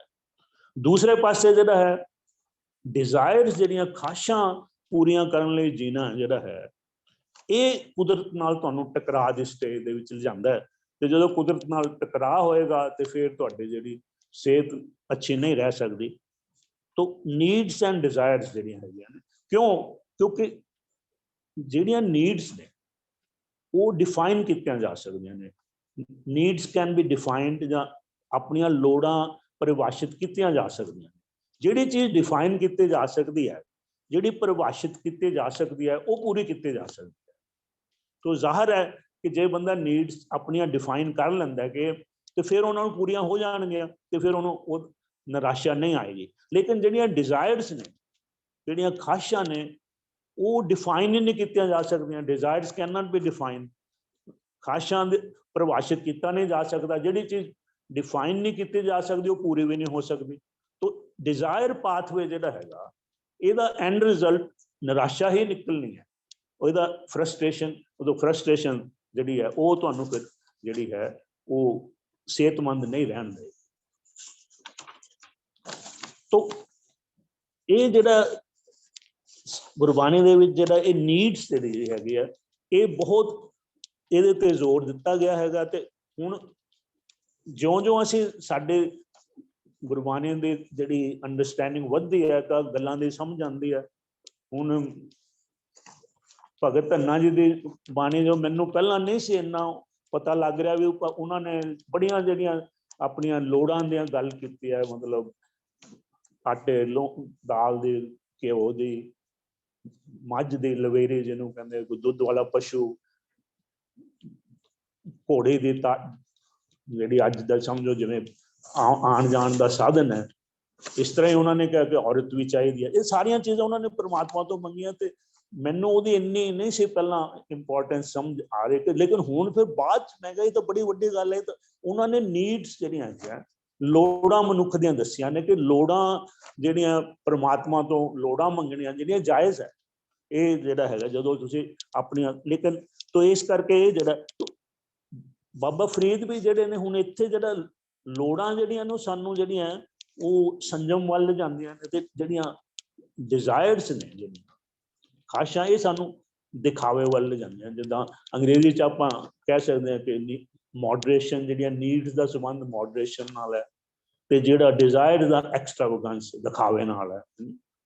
तो बाबा फरीद ने जरा ये कह के रुखी सुखी खाए के ठंडा पानी पियो, फरीदा देख पराई चौपड़ी ना तरसाए जियो। हुण इत्थे जिहड़ा हैगा रुखी सुखी जिहड़ी है ये मैटाफोर है, जदों आपां अलंकार जिहनूं कहंदे आ ये नीड्स दा है। ते जिहड़ी चौपड़ी है जिहड़ी वो मैटाफोर हैगा डिजायर्स दा।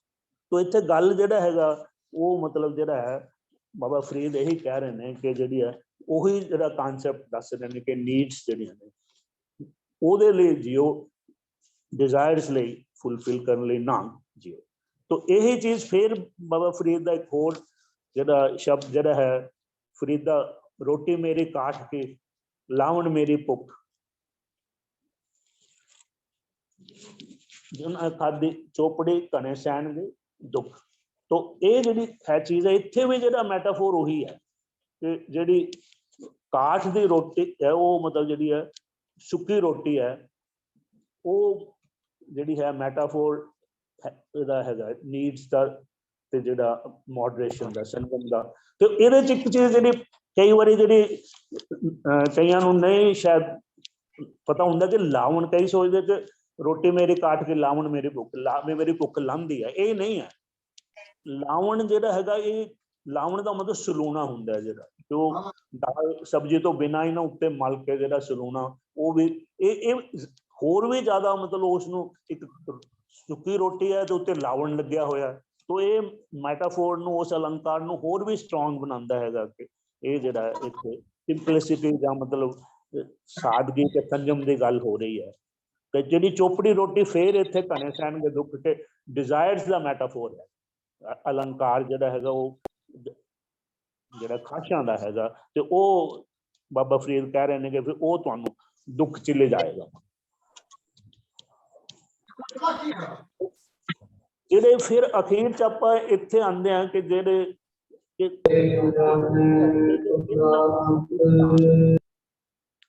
किरत करो नाम जपो ते वंड छको, ਜਿਹੜਾ ਇਹੀ ਜਿਹੜੇ ਨੇ असली सेहतमंद होने का जिहड़ा सब तो वड्डा जिहड़ा हैगा एक साधन ने। किस तरह कि जिहड़ा किरत जिहड़ी है वो मनुख नूं जिहड़ा है कुदरत नाल जोड़दी है, और किरत जिहड़ा मनुख जिहड़ा किरत करदा हैगा वो ये नहीं हैगा कि जिद्दां मशीन जिहड़ा एक जिहड़ा असीं कहने कि हुण एक भी जिहड़ी मॉडर्न एज दी जिहड़ी एक दुखांत है कि असीं बंदे ते मशीन दे विच जिहड़ा फर्क नहीं समझ रहे। असीं हुण किरत जिहड़ी वो बंदे नूं प्रोडक्टिव नहीं क्रिएटिव मैन बनाउंदी है। किरत नाल मनुख जिहड़ा हैगा वो मनुख जिहड़ा हैगा वो सिरजना करदा है, तो जिहड़ी मशीन पैदावार करती है। तो गुरबाणी दा जिहड़ा मनुख है सिरजनात्मक मनुख है, वो क्रिएटिव मनुख है।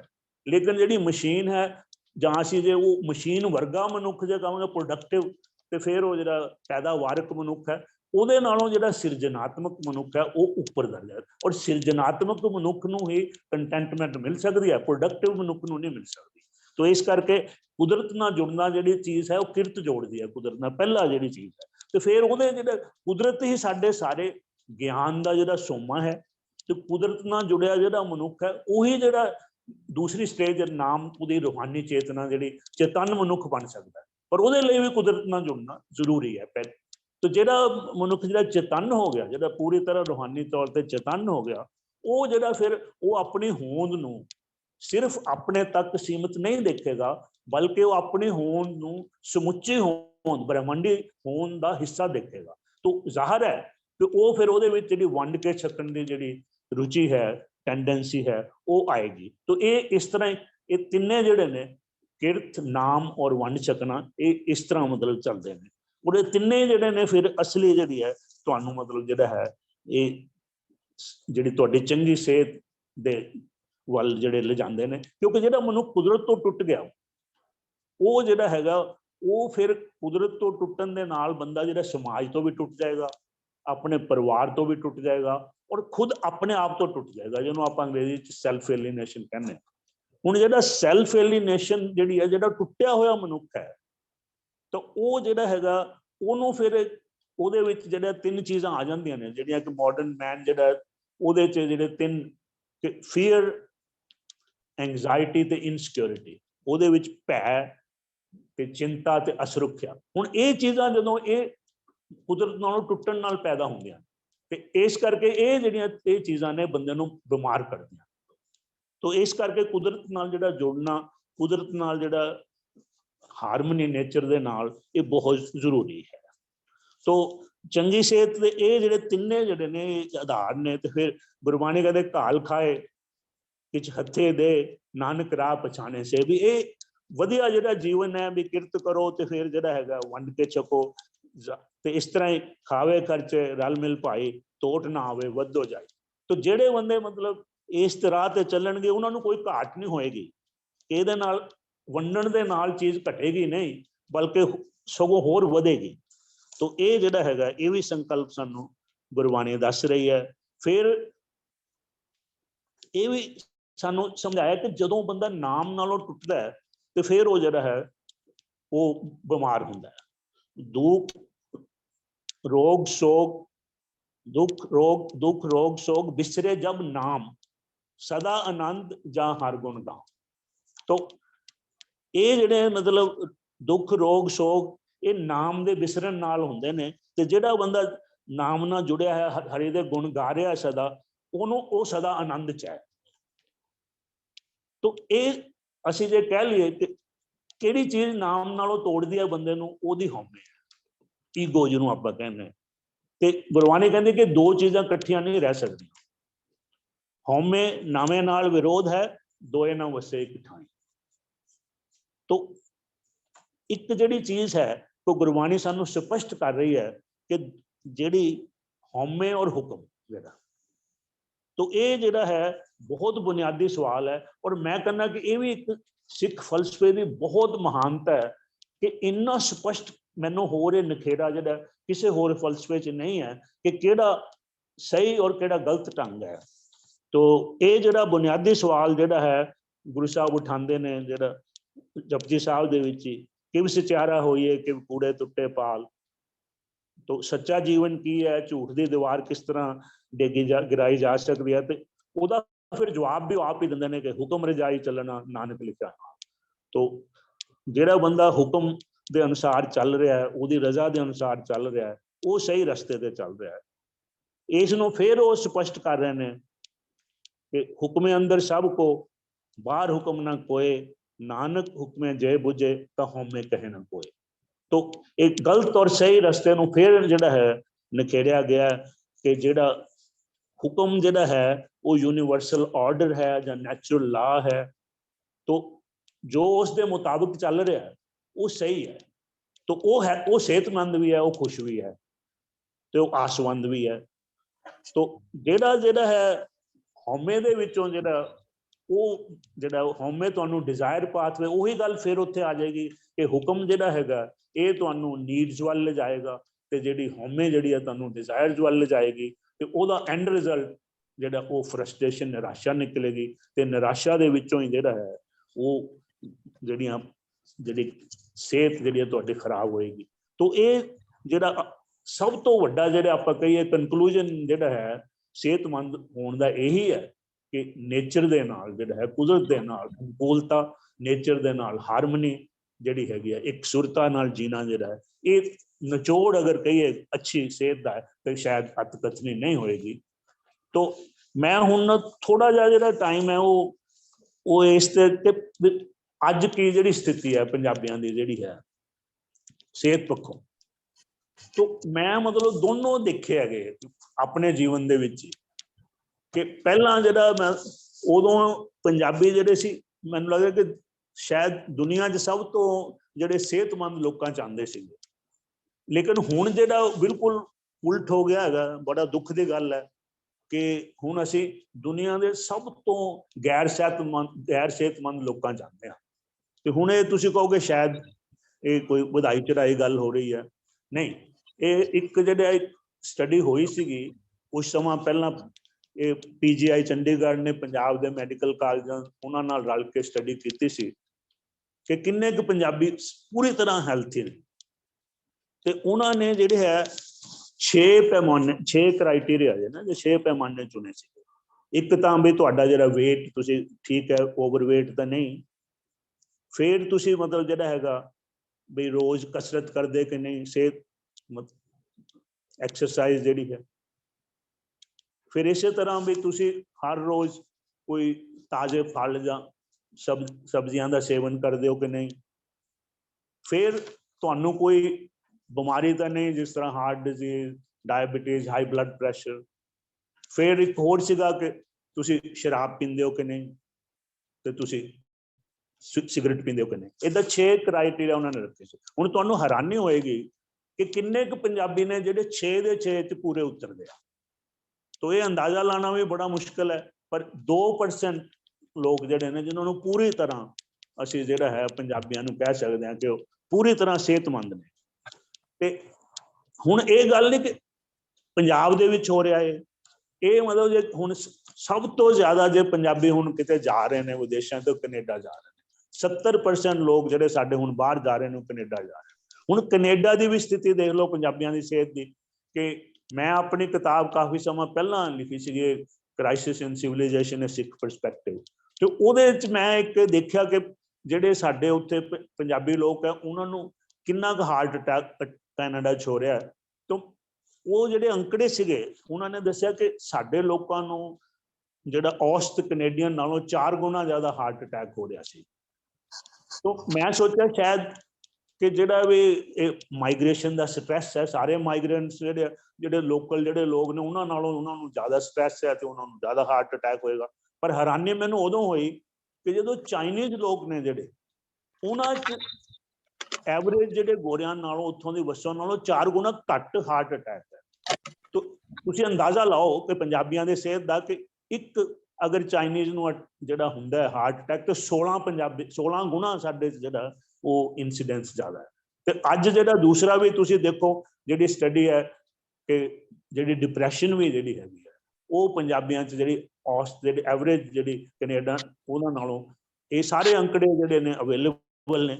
ਤਾਂ ਇਹ ਸਾਨੂੰ ਮਤਲਬ ਜਿਹੜਾ ਸਿਹਤ ਪੱਖੋਂ ਜਿਹੜੀ ਸਾਡੀ ਕੀ ਜਿਹੜੀ ਸਥਿਤੀ ਹੈ ਉਹ ਤੁਹਾਨੂੰ ਦੱਸ ਰਹੀ ਹੈ। ਤਾਂ ਮੈਂ ਇੱਥੇ ਇੱਕ ਛੋਟਾ ਜਿਹਾ ਹੋਰ ਨਿੱਜੀ ਪੰਜਾਬ ਦਾ ਤੁਹਾਨੂੰ ਤਜਰਬਾ ਵੀ ਸਾਂਝਾ ਤੁਹਾਡੇ ਨਾਲ ਕਰਨਾ ਚਾਹੁੰਦਾ ਵੀ ਇੱਕ ਅੰਮ੍ਰਿਤਸਰ ਦੇ ਨੇੜੇ ਪਿੰਡ ਹੈ, ਉੱਥੇ ਬੜਾ ਵੱਡਾ ਇੱਕ ਸੱਭਿਆਚਾਰਕ ਮੇਲਾ ਲੱਗਦਾ ਤੇ ਇੱਕ ਵਾਰੀ ਮੈਨੂੰ ਉੱਥੇ ਮੁੱਖ ਮਹਿਮਾਨ ਵਜੋਂ ਸ਼ਾਮਲ ਹੋਣ ਦਾ ਮੌਕਾ ਮਿਲਿਆ ਤੇ ਉਹ ਮੈਨੂੰ ਕਹਿੰਦੇ ਤੁਹਾਨੂੰ ਇੱਥੇ ਗੁਰਦੁਆਰਾ ਸਾਹਿਬ ਲੈ ਜਾਂਦੇ, ਉੱਥੇ ਇੱਕ ਅਸੀਂ ਕਲੀਨਿਕ ਚਲਾਉਂਦੇ ਫ੍ਰੀ ਕਲੀਨਿਕ। ਤਾਂ ਮੈਂ ਕਿਹਾ ਚਲੋ ਡਾਕਟਰ ਹੋਣ ਦੇ ਨਾਤੇ ਥੋੜੀ ਮੈਂ ਵੀ ਉਹ ਦਿਲਚਸਪੀ ਦਿਖਾਈ। ਪਰ ਮੈਨੂੰ ਹੈਰਾਨੀ ਹੋਈ ਕਿ ਬਹੁਤ ਸਾਰੇ ਜਿਹੜੇ ਔਰਤਾਂ ਸੀਗੀਆਂ ਉਹ ਮਤਲਬ ਜੇ ਕਹੀਏ ਬਜ਼ੁਰਗ ਸੀਗੀਆਂ ਔਰ ਪੜ੍ਹੀਆਂ ਲਿਖੀਆਂ ਵੀ ਨਹੀਂ ਸੀ, ਹੁਣ ਉਮਰ 'ਚ ਵੀ ਪ੍ਰੌੜ ਸੀਗੀਆਂ। ਤਾਂ ਜਿਸ ਤਰ੍ਹਾਂ ਦੀਆਂ ਉਹ ਗੱਲਾਂ ਕਰ ਰਹੀਆਂ ਸੀ ਮੈਂ ਬੜਾ ਹੈਰਾਨ। ਉਹ ਕਹਿੰਦੇ ਜੀ ਡਾਕਟਰ ਸਾਹਿਬ ਸਾਡੀ ਸਲਾਈਡਿੰਗ ਸਕੇਲ ਕੀ ਹੈ। ਮੈਂ ਕਿਹਾ ਹੱਦ ਹੋ ਗਈ, ਸਾਡੇ ਤਾਂ ਜਿਹੜੇ ਬਜ਼ੁਰਗਾਂ ਦਾ ਇਹ ਵੀ ਨਹੀਂ ਸੀ ਪਤਾ ਕਿ ਸ਼ੂਗਰ ਵੀ ਕੀ, ਇਹਨਾਂ ਨੂੰ ਸਲਾਈਡਿੰਗ ਸਕੇਲ ਦਾ ਵੀ ਪਤਾ। ਫਿਰ ਉਹ ਕਹਿੰਦੇ ਕਿ ਸਾਡਾ ਉਹ ਜੇ ਉੱਪਰਲੀ ਕਿਹੜੀ ਰੀਡਿੰਗ ਹੈ ਬਲੱਡ ਪ੍ਰੈਸ਼ਰ ਦੀ, ਥੱਲੇ ਵਾਲੀ ਕਿਹੜੀ ਹੈ। ਉਹ ਮੈਂ ਕਿਹਾ ਸਾਡੇ ਬਜ਼ੁਰਗਾਂ ਦਾ ਇਹ ਵੀ ਨਹੀਂ ਸੀ ਪਤਾ ਕਿ 2 ਰੀਡਿੰਗ ਹੁੰਦੀਆਂ ਜਾਂ ਬਲੱਡ ਪ੍ਰੈਸ਼ਰ ਹੁੰਦਾ ਵੀ ਕੀ ਹੈ। ਤਾਂ ਮਤਲਬ ਇਹ ਇੱਕ ਚੀਜ਼ ਜਿਹੜੀ ਹੈਗੀ ਹੈ ਇਹ ਸਾਨੂੰ ਦੱਸ ਰਹੀ ਹੈ ਕਿ ਪੰਜਾਬ ਦੇ ਜਿਹੜੀ ਕਿਸ ਤਰ੍ਹਾਂ ਇਹ ਜਿਹੜੇ ਲੋਕਾਂ ਨੂੰ ਜਿਹੜੇ ਪੜ੍ਹੇ ਲਿਖੇ ਵੀ ਨਹੀਂ ਪਿੰਡਾਂ 'ਚ ਵੀ ਵਸ ਰਹੇ ਉਹਨਾਂ ਨੂੰ ਵੀ ਕਿੰਨੀ ਫੈਮਿਲੀਅਰਿਟੀ ਹੋ ਗਈ ਹੈ ਇਹਨਾਂ ਟਰਮਸ ਦੇ ਨਾਲ। ਤੇ ਇਹ ਵੀ ਇੱਕ ਜਿਹੜਾ ਸਾਨੂੰ ਦੱਸ ਰਿਹਾ। ਔਰ ਲੇਕਿਨ ਇਹ ਸਿਰਫ ਇਹ ਨਹੀਂ ਪ੍ਰਭਾਵ ਨਹੀਂ ਹੈ ਮੇਰਾ, ਜਦੋਂ ਤੁਸੀਂ ਸਾਰੇ ਵੀ ਦੇਖ ਸਕਦੇ ਹੋ ਕਿ ਭਾਵੇਂ ਹਾਈ ਬਲੱਡ ਪ੍ਰੈਸ਼ਰ ਹੈ, ਭਾਵੇਂ ਡਾਇਬਟੀਜ਼ ਹੈ, ਭਾਵੇਂ ਹਾਰਟ ਅਟੈਕ, ਜੋ 3 ਵੱਡੀਆਂ ਬਿਮਾਰੀਆਂ ਨੇ, ਤਿੰਨਾਂ ਦੇ ਵਿੱਚ ਜਿਹੜਾ ਪੰਜਾਬੀਆਂ ਦੇ ਵਿੱਚ ਜਿਹੜਾ ਭਾਰਤ ਦੀ ਜਿਹੜੀ ਔਸਤ ਹੈ ਐਵਰੇਜ ਹੈ ਉਹਦੇ ਨਾਲੋਂ ਪੰਜਾਬੀ ਕਿਤੇ ਜ਼ਿਆਦਾ ਨੇ। ਔਰ ਜਦੋਂ ਅਸੀਂ ਮਾਨਸਿਕ ਬਿਮਾਰੀ ਦੀ ਵੀ ਗੱਲ ਕਰਦੇ ਹਾਂ ਤਾਂ ਡਿਪਰੈਸ਼ਨ ਜਿਹੜੀ ਮੇਨ ਬਿਮਾਰੀ ਹੈ ਤਾਂ ਉਹ ਜਿਹੜੀ ਹੈ ਉਹ ਵੀ ਜਿਹੜੀ ਹੈ ਪੰਜਾਬੀਆਂ ਦੇ ਵਿੱਚ ਭਾਰਤੀ ਔਸਤ ਨਾਲ ਜ਼ਿਆਦਾ ਹੈ। ਜੇ ਲਗਭਗ ਜਿਹੜੇ 10% ਲੋਕ ਭਾਰਤ ਦੇ ਵਿੱਚ ਡਿਪਰੈਸ਼ਨ ਦਾ ਸ਼ਿਕਾਰ ਹੈ ਤੇ 13% ਪੰਜਾਬੀ। ਤਾਂ ਹਰ ਚੀਜ਼ 'ਚ ਅਸੀਂ ਜਿਹੜੀ ਹੁਣ ਮਤਲਬ ਜਿਹੜੀ ਹੈ ਇੱਥੋਂ ਸਾਡੀ ਸਿਹਤ ਦਾ ਜਿਹੜਾ ਅੰਦਾਜ਼ਾ ਲਾਇਆ ਜਾ ਸਕਦਾ। ਤਾਂ ਆਖਿਰ ਕੀ ਗੱਲ ਹੋਈ ਹੈ ਇਹ ਜੀ ਕਿ ਕਿਉਂ ਜਿਹੜੇ ਲੋਕ ਸਭ ਤੋਂ ਜ਼ਿਆਦਾ ਸਿਹਤਮੰਦ ਹੁੰਦੇ ਸੀਗੇ ਉਹ ਕਿਉਂ ਅੱਜ ਜਿਹੜੇ ਹੈ ਗੈਰ ਸਿਹਤਮੰਦ ਹੋ ਗਏ। ਤਾਂ ਮੈਨੂੰ ਇਹ ਲੱਗਦਾ ਹੈਗਾ ਕਿ ਇਹ ਜਿਹੜਾ ਕੰਮ ਇਹ ਹਰੇ ਇਨਕਲਾਬ ਦੇ ਤੋਂ ਬਾਅਦ ਹੋਇਆ ਕਿ ਮੁੱਖ ਤੌਰ ਤੇ ਜਿਹੜਾ ਹਰੇ ਇਨਕਲਾਬ ਤੋਂ ਪਹਿਲਾਂ ਜਿਹੜਾ ਸਾਡਾ ਜੀਵਨ ਢੰਗ ਸੀਗਾ ਉਹ ਸਾਡਾ ਆਪਣਾ ਜਿਹੜਾ ਆਪਣੇ ਸੱਭਿਆਚਾਰ ਦੇ ਵਿੱਚੋਂ ਨਿਕਲਿਆ ਹੋਇਆ ਸੀਗਾ। ਔਰ ਮੇਰਾ ਇਹ ਮੰਨਣਾ ਕਿ ਜਿਹੜਾ ਪੰਜਾਬੀ ਸੱਭਿਆਚਾਰ ਹੈ ਇਹ ਸਿੱਖ ਸੱਭਿਆਚਾਰ ਹੈ। ਸਿੱਖ ਸੱਭਿਆਚਾਰ ਤੋਂ ਮੇਰਾ ਮਤਲਬ ਸਿੱਖਾਂ ਦਾ ਸੱਭਿਆਚਾਰ ਨਹੀਂ ਹੈ, ਗੁਰੂ ਦੀ ਸਿੱਖਿਆ ਤੇ ਚੱਲਣ ਵਾਲੇ ਲੋਕਾਂ ਦਾ ਹੈ। ਜਿਸ ਤਰ੍ਹਾਂ ਕਿ ਪ੍ਰੋਫੈਸਰ ਪੂਰਨ ਸਿੰਘ ਉਹਨਾਂ ਨੇ ਕਿਹਾ ਕਿ ਪੰਜਾਬ ਜਿਉਂਦਾ ਗੁਰਾਂ ਦੇ ਨਾਮ ਤੇ। ਤਾਂ ਉਸ ਵੇਲੇ ਜਿਹੜਾ ਸਾਡਾ ਜਿਹੜਾ ਸ੍ਰੀ ਗੁਰੂ ਗ੍ਰੰਥ ਸਾਹਿਬ ਤੋਂ ਜਿਹੜੀ ਪ੍ਰੇਰਨਾ ਵਾਲਾ ਜੀਵਨ ਸੀਗਾ ਸਾਡਾ ਜਿਹੜਾ ਲੋਕਾਂ ਦਾ, ਤੇ ਉਦੋਂ ਅਸੀਂ ਬਹੁਤ ਸਿਹਤਮੰਦ ਸੀਗੇ। ਲੇਕਿਨ ਹਰੇ ਇਨਕਲਾਬ ਤੋਂ ਬਾਅਦ ਅਸੀਂ ਕੰਜ਼ਿਊਮਰ ਆਪਣਾ ਉਹ ਜਿਹੜਾ ਸਿੱਖ ਸੱਭਿਆਚਾਰ ਛੱਡ ਦਿੱਤਾ ਅਮਲੀ ਤੌਰ ਤੇ, ਔਰ ਅਸੀਂ ਜਿਹੜਾ ਕੰਜ਼ਿਊਮਰ ਕਲਚਰ ਜਿਹੜੀ ਹੈ ਵੈਸਟਰਨ ਜਿਹੜੀ ਕੰਜ਼ਿਊਮਰ ਕਲਚਰ ਹੈ ਖਪਤਕਾਰੀ ਸੱਭਿਆਚਾਰ ਉਹ ਅਪਣਾ ਲਿਆ। ਤੇ ਉਹਨੇ ਸਾਨੂੰ ਜਿਹੜਾ ਹੈ ਸਾਰਿਆਂ ਤੋਂ ਜਿਹੜੇ ਅਸੀਂ ਸਿਹਤਮੰਦ ਲੋਕ ਸੀਗੇ ਉਹ ਸਾਰਿਆਂ ਤੋਂ ਘੱਟ ਸਿਹਤਮੰਦ ਬਣ ਗਏ।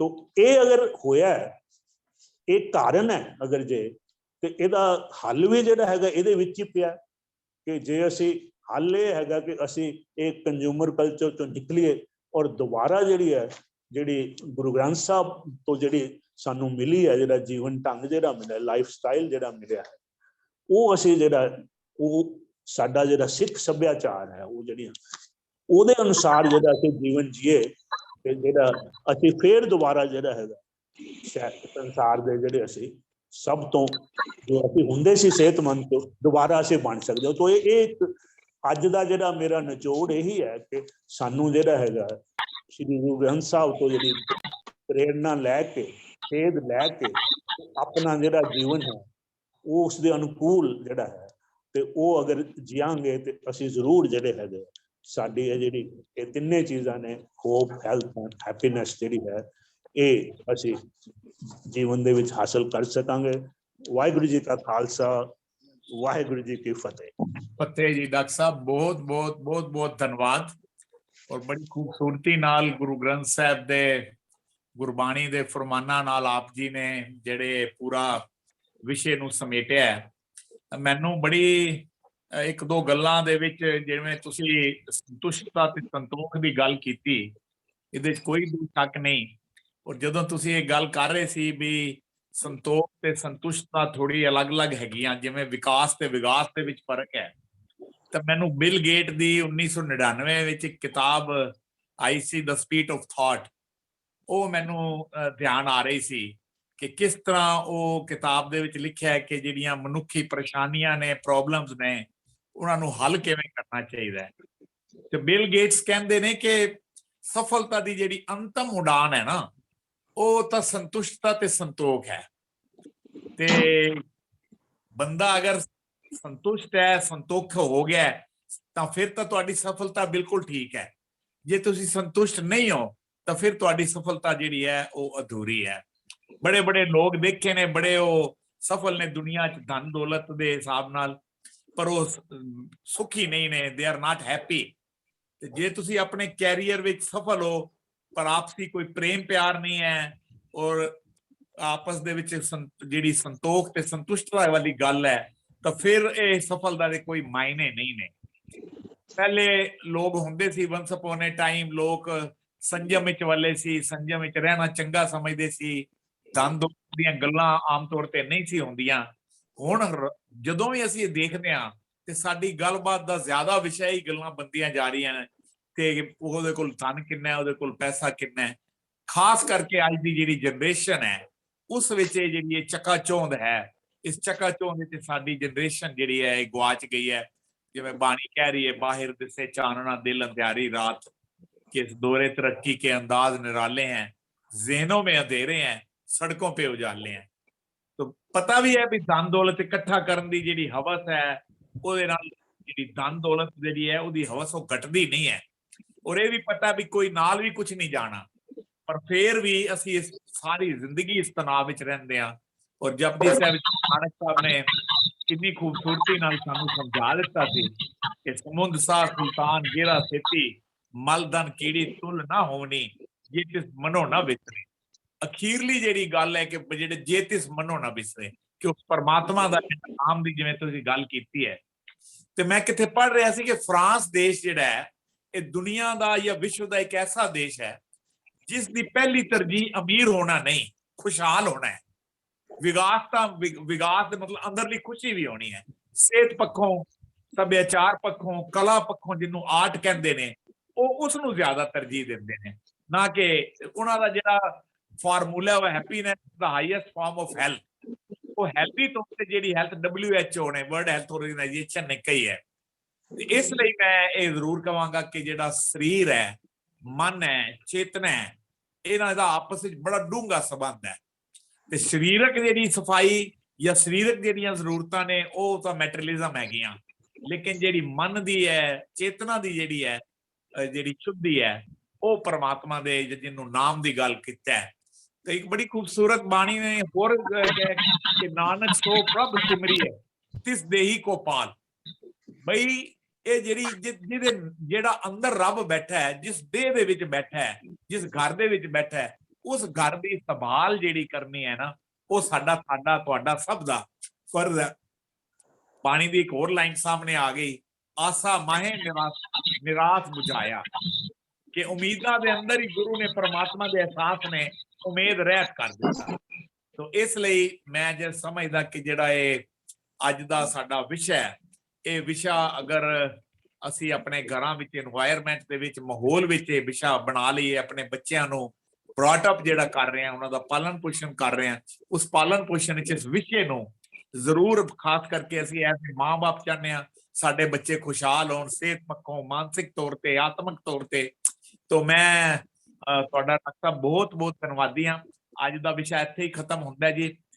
ਅਗਲੇ ਹਫਤੇ ਸ਼ਨੀਚਰਵਾਰ ਸੀ ਨਵੇਂ ਵਿਸ਼ੇ ਨੂੰ ਨਾਲ ਲੈ ਕੇ ਤੁਹਾਡੇ ਸਾਹਮਣੇ ਹਾਜ਼ਰ ਹੋਵਾਂਗੇ। ਭੁੱਲਾਂ ਚੁੱਕਾਂ ਦੀ ਖਿਮਾ। ਵਾਹਿਗੁਰੂ ਦਾ ਖਾਲਸਾ, ਵਾਹਿਗੁਰੂ ਵਾਹਿਗੁਰੂ ਜੀ ਕੀ ਫਤਿਹ। ਵਾਹਿਗੁਰੂ ਜੀ ਕਾ ਖਾਲਸਾ, ਵਾਹਿਗੁਰੂ ਜੀ ਕੀ ਫਤਿਹ।